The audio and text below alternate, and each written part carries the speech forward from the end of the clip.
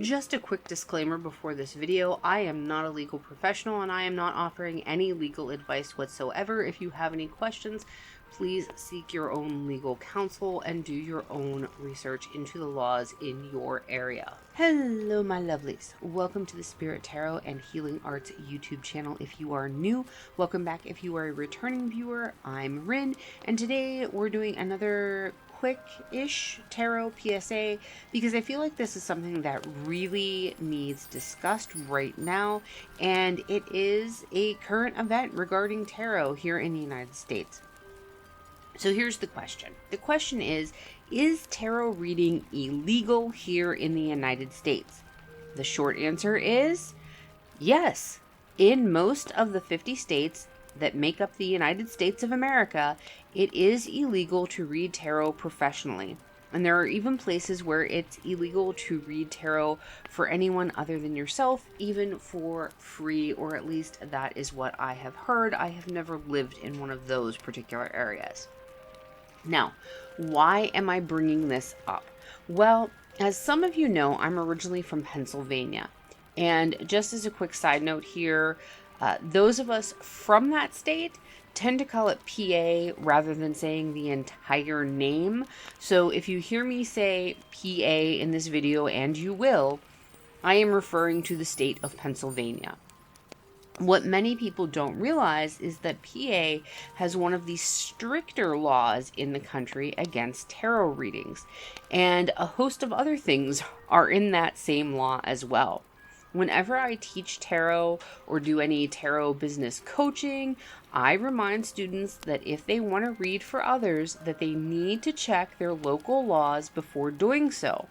But many teachers and tarot influencers fail to mention this to their students, and I am absolutely astounded at how many people don't realize they are breaking the law by doing readings.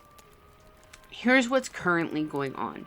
There is a woman who owns a metaphysical shop in Hanover, Pennsylvania, and she did some nice things for the community, and the newspaper published an article about it, which was supposed to be all great and well and good. It was supposed to be a nice sort of community piece. It was supposed to be a positive thing. Well, the sheriff in Hanover doesn't like tarot or witchcraft and has basically threatened and attempted to intimidate her with potential legal action under PA's antiquated fortune-telling law. She has the proper disclaimers up in her shop, so at this point it is just threats. But 2 officers did show up to her shop, and they did inform her that if they should happen to find a complainant, they intend to prosecute her under this ridiculous law. This is going on right now in October of 2023.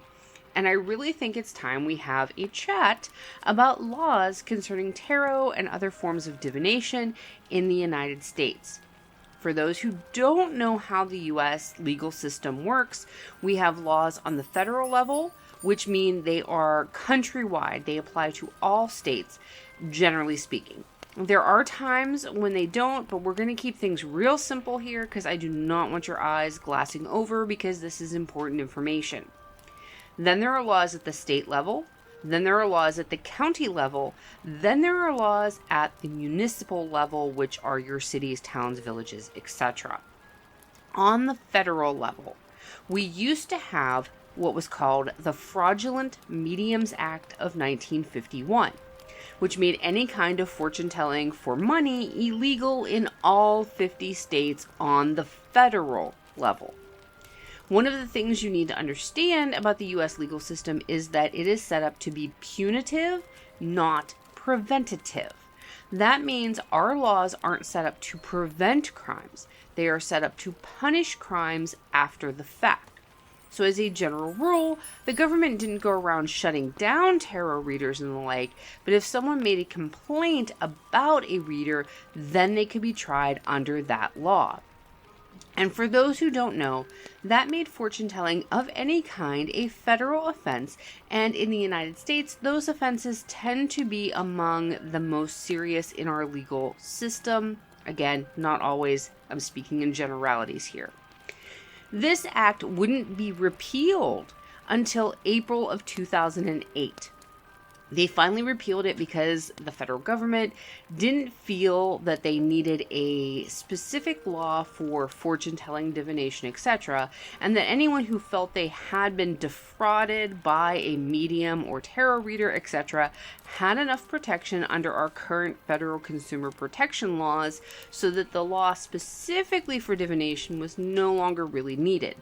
But for 57 years, it was illegal on the federal level, and there are a lot of contemporary tarot readers that were alive and reading during that time period who did not realize that they were committing a federal offense. Now, I'm not going to look at the laws regarding tarot for all 50 states. But because I'm from PA, so I'm familiar with tarot and the legal system there, and because that's where this current issue is, we're going to look at PA's law regarding tarot reading and basically a lot of other things. You'll see that this law casts at the same time a very broad net and yet a very specific net. Title 18, Section 7104, Fortune Telling, was signed into PA law back in 1861, and I will have this law up on the screen while we talk about it. You can see that this is a screenshot I took directly from the state's legislative website. I will link it in the description box. I know some of you are going to cue on that little note there under the words Title 18 that says a provision of this statute will expire at the end of this year. There is actually a lot of different laws under Title 18, most of them completely unrelated to fortune telling, tarot reading, etc. And from what I could find, Section 7104, which is what pertains to fortune telling, does not look like it is among the sections of this title expiring at the end of this year, but I can't say for sure. When I clicked on that link, it takes you to a list of a bunch of other sections under Title 18 that are going to expire, but I did not see the fortune telling section on the list of expiring provisions.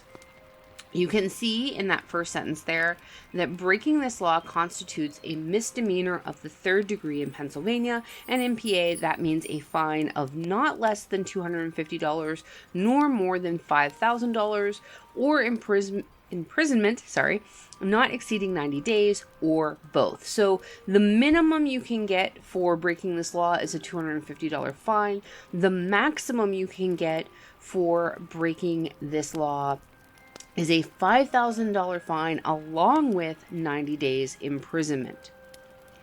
I'm going to read the law to you, but you can pause to read it for yourself if you'd like, and again, I will have it linked in the description box. After I read it, then we'll talk about it and how it's one of the strictest on the books, at least as far as the state laws that I have personally seen regarding tarot, etc. Before I do read this, though, I want to define an important word for you that we see repeatedly in this law, and knowing the definition of this word really tells you all you need to know about how the legislators felt about the practices mentioned in this law, including tarot.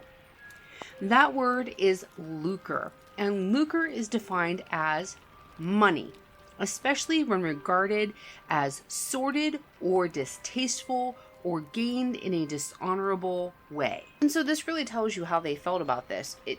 By doing any of the practices in this law, you were viewed as gaining money in a sordid, distasteful, or dishonorable way. Okay, so let's get into what the law actually says. I am sure that I'm going to get tongue-tied more than once during this, but I will do my best to read this as clearly as possible. It is legal jargon.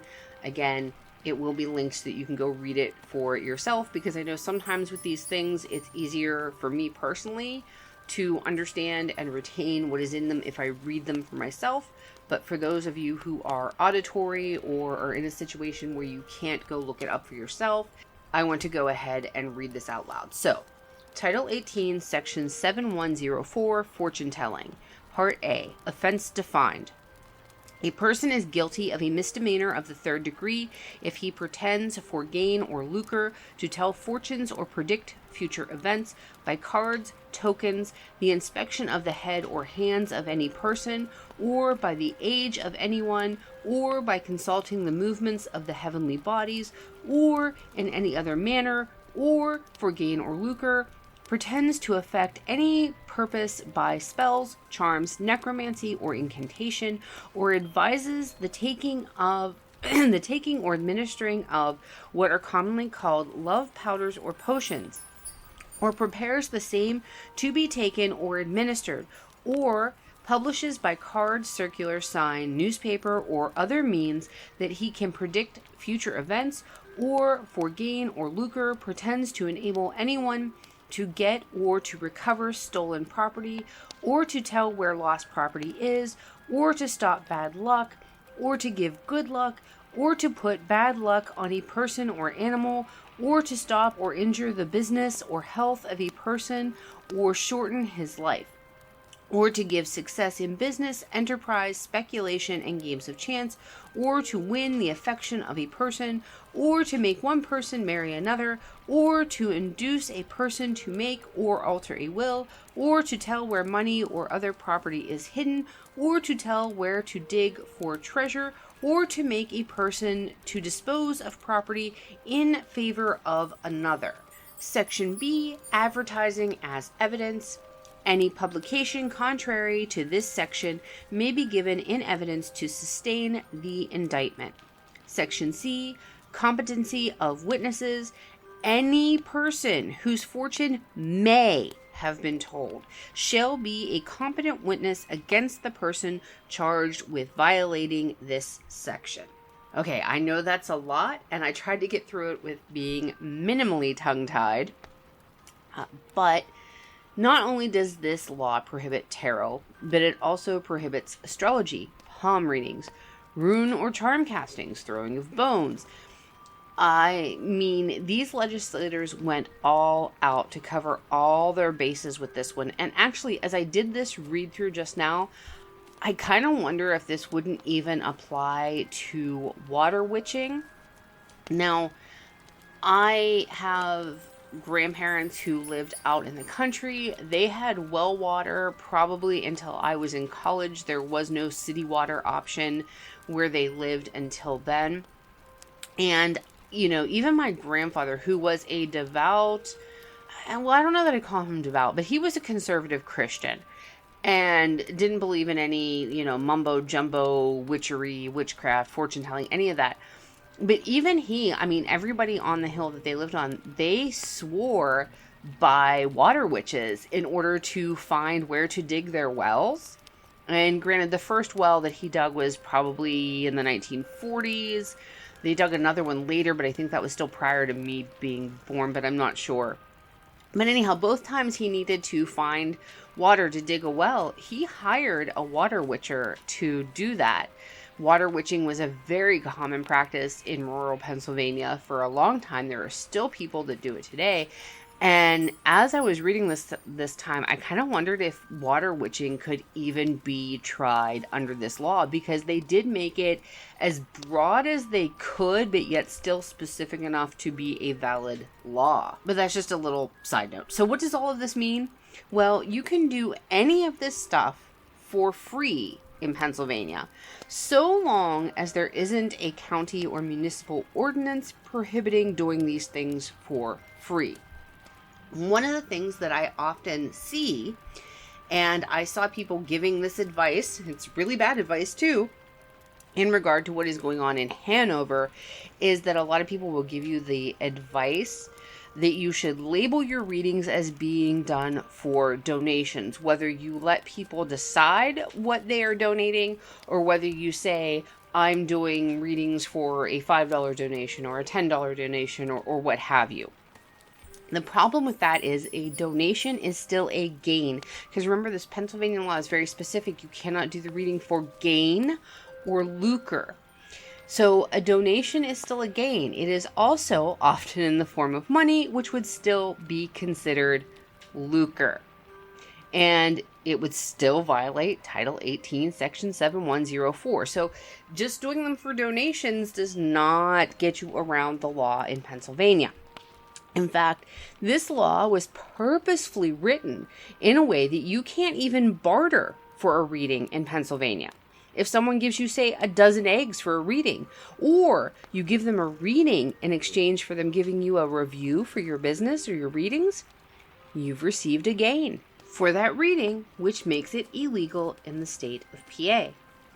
By the letter of the law, you can't receive anything in exchange for a reading, because anything you receive, even if it's not money, will be considered a gain. Tarot readers have been operating in PA this whole time, though, so how do they avoid prosecution? A couple of different ways. First, because our legal system is punitive instead of preventative, there has to be a complainant. So as long as no one reports you, then you typically can fly under the radar, but that isn't always the case, as we are seeing right now with what is going on in Hanover today. And it only takes one disgruntled client to land you with a charge. 2, there have been legal battles over tarot and stuff like it in PA, and Pennsylvania has kind of ruled that in general, as long as you label your services as being for entertainment purposes only, then you can do readings for gain, because you are then operating as an entertainer and you're not actually claiming to be able to do any of the things that were listed in the law. You're not actually claiming to be able to predict the future. Now, here's the thing too. Some people will say, well, just don't do predictive readings. There's a whole lot going on in that law. Chances are, if somebody wants to charge you, they will still charge you, and then you're going to have to split that hair in court. So just keep that in mind too. Basically, to be able to read professionally in Pennsylvania, you are kind of saying something similar to almost like you're a magician who performs stage illusions, right? You are doing something, you're providing a service that looks like one thing, but it's not really that. I absolutely detest this for a lot of reasons, and I'm just being completely honest here. I think this is complete bullcrap. Why should I have to label my spiritual practice as an illusion and entertainment?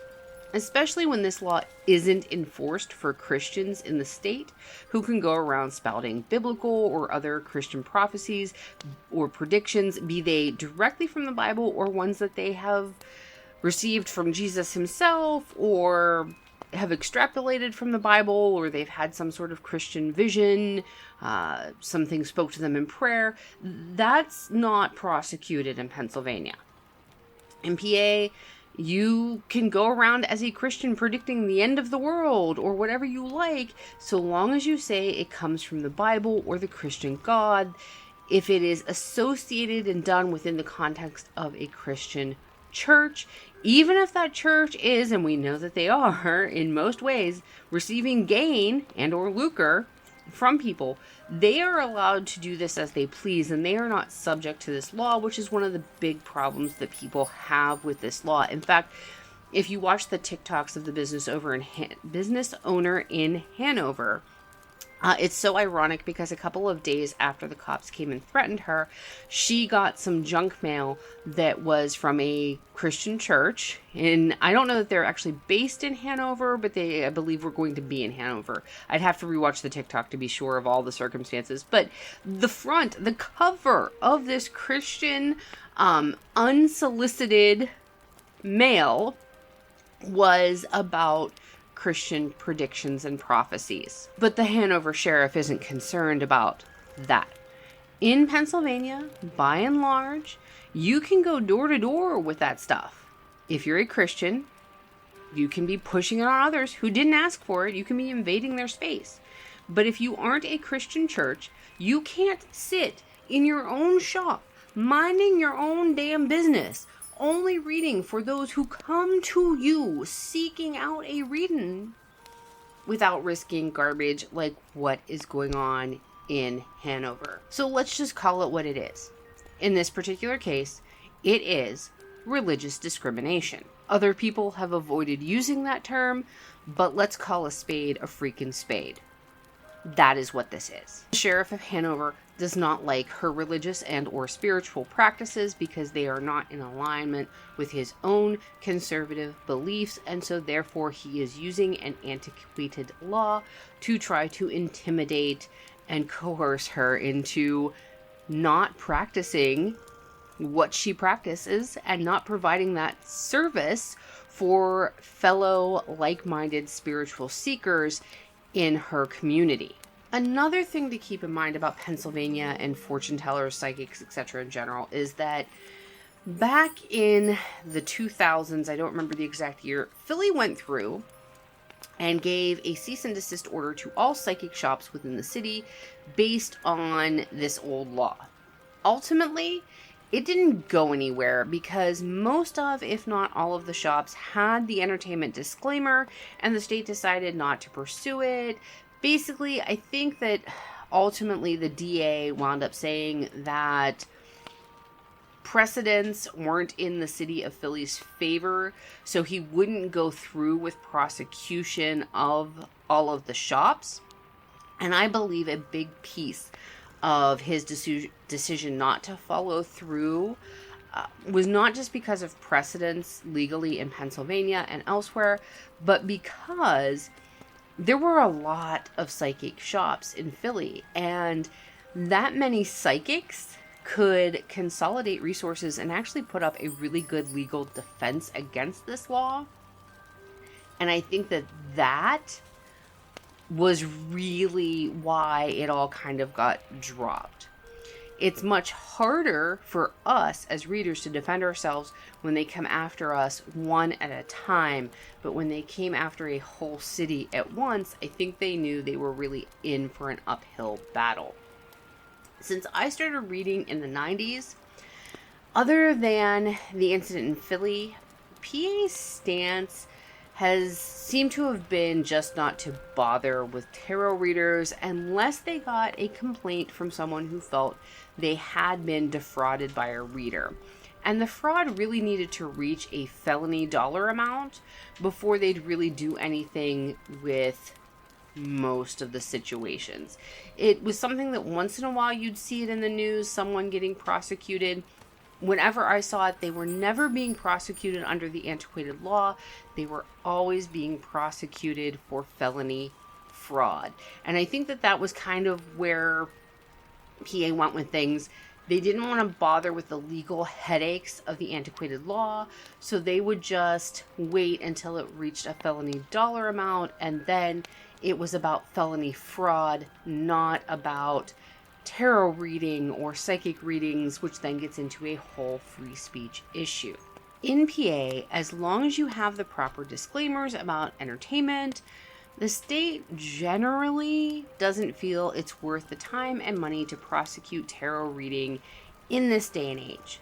But the law is still on the books, and they can at any time decide to enforce it, which is what this sheriff, who doesn't like anything that doesn't fit his conservative Christian views, is trying to do in Hanover. The owner of the shop does have legal representation, and if the sheriff does try to bring charges against her, I don't think it will go how he thinks it will go. While he could potentially bring the charges, that doesn't mean that the local government or the state government will opt to actually follow through on the prosecuting the charges, but I can't say for sure. While PA is far from the only state that technically makes tarot reading illegal, there are other rulings and cases throughout the country that consider being able to provide tarot readings as a matter of protected free speech under the First Amendment. But as we saw with Roe v. Wade, past legal precedents can be overturned and ignored by conservatives in our judicial system. This is not the strictest law I have ever heard of, though. I believe it was the Wild Hunt that published an article a few years back, around 2019-ish, where a store owner somewhere in the South wanted to offer 100% free tarot readings in his shop. And the town he lived in actually claimed that they had an ordinance against tarot readings even for free. Now, I have not been able to re-find that original article, nor have I been able to find an update on that case.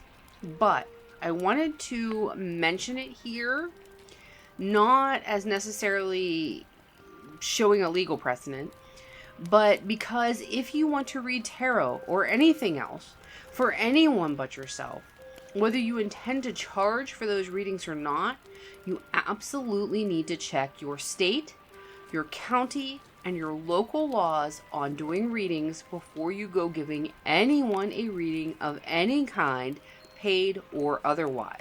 There are some places, and I know Florida is one of them, where tarot reading is illegal unless you get a permit to be able to give paid readings. Always remember that even the most basic of introduction to law classes will teach you that ignorance of the law is not a defense. Make sure you check the laws where you are and take any and all steps needed to protect yourself legally. And that also means making sure you are labeling your services properly.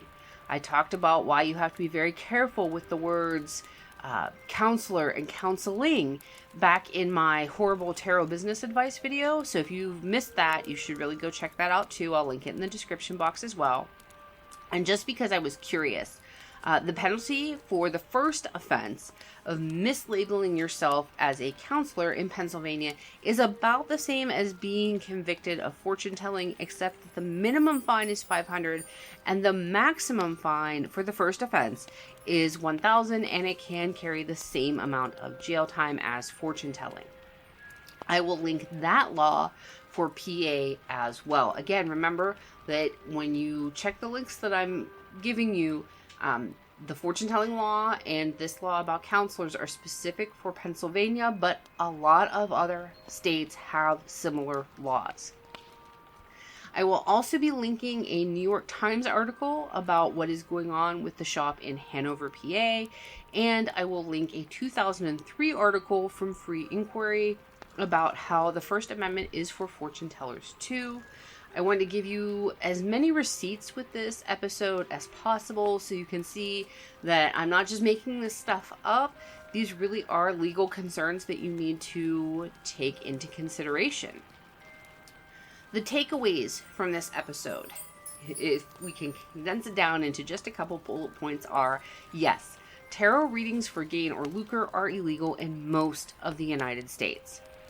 Check your state laws, your county laws, and your local laws to see if there is a legal way for you to offer readings in your area. Again, it is your job to do this. Failing to do that is not a defense. Not knowing that a reading is illegal or not knowing that using a certain label is illegal is not a defense. You will still, if they want to come after you, they can still charge you. It doesn't matter that you didn't know.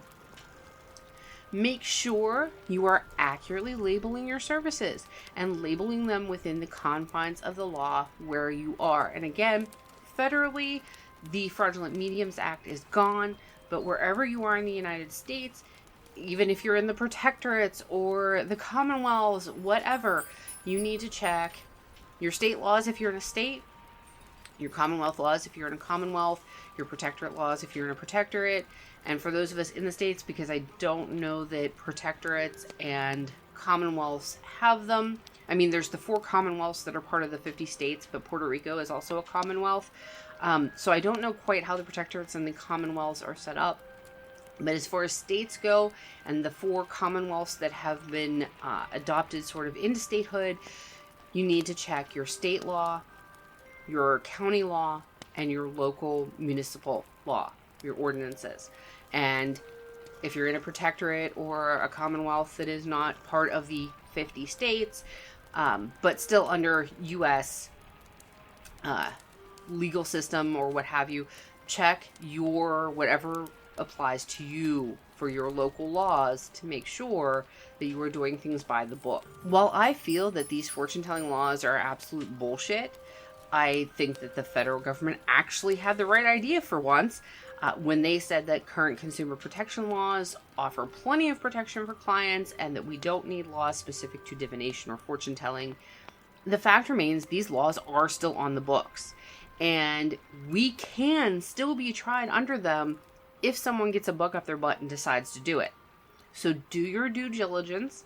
Make sure what hoops you need to jump through to read legally where you are to minimize your chances. And even then, that doesn't mean that you are immune to any of this. The shop owner in Hanover appears to have all of the proper disclaimers and everything in place, and yet she has local law enforcement harassing, intimidating, and threatening her. I hope that you've enjoyed this episode and that you have found it helpful. If you have, please give the video a thumbs up. If you haven't already, please subscribe to the channel. Let me know your thoughts on all of this in the comments below. And until I see you again, blessings to you wherever your journey finds you.